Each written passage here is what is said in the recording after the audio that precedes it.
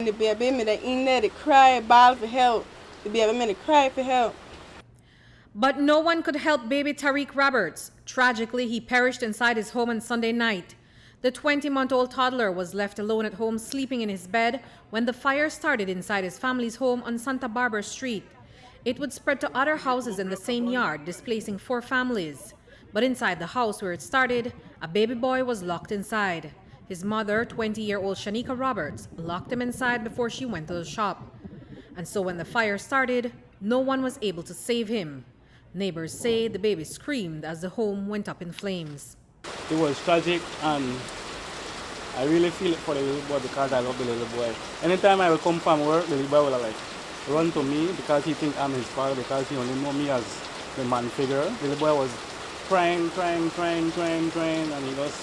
he was so small.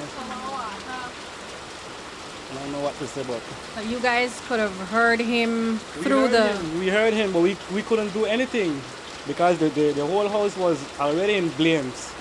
And we couldn't do nothing. We tried, we got some assistance from some guys around there, but they couldn't open the door because the door was locked, and they couldn't push the door.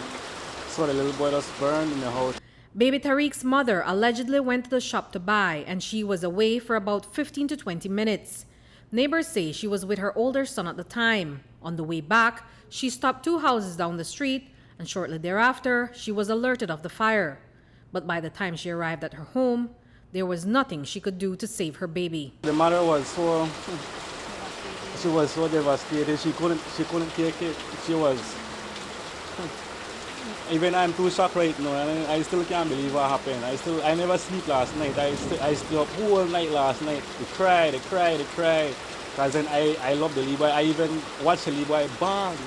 The mother told me if I want to see the boy, so I said, well, yes, I want to see the boy. And that 1 year and 8 months, like, I will always remember that 1 year and 8 months. He's like my son, and I take him for my son. And it's a really loss for me and the mother. Have you spoken to the mom since? Well, I've spoken to her last night, trying to help her because she was crying and grieving and everything she could do. So we tried to help her and try to make her calm down. She's a single mother, so she like don't really see her baby father like that. So she's trying to be on her own, trying to raise her 2 sons on her own the best she can, as she get help from her grandmother and try to get help from other people. Cause me, sometimes when she come to me and she asks me for a little assistance, I will help her if I could, cause then I know her and I know the sons. She's not working.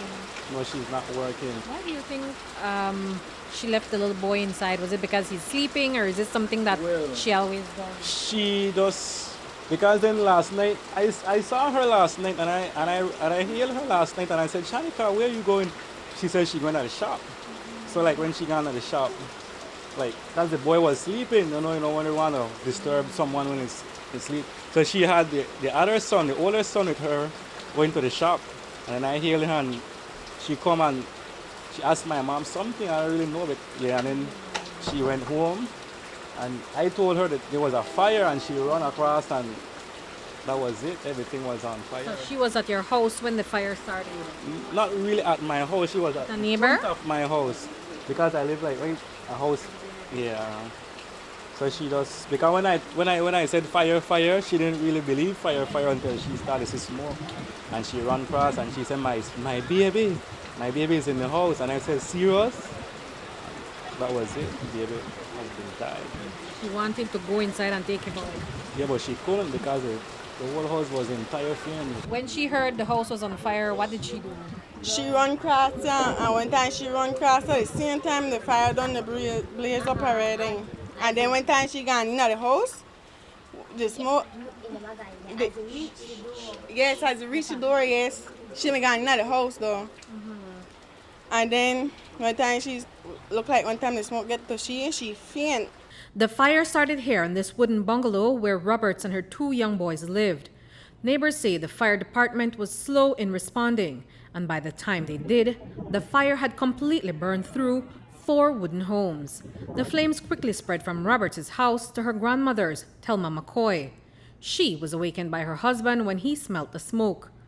They tried to put out the blaze, but the fire took on a life of its own and wiped out 2 more houses, displacing as many as 17 persons. They lost all their possessions and are without a roof over their heads. But the loss of her great-grandson is what is at the forefront of McCoy's mind. I jumped up behind him and ran out behind him.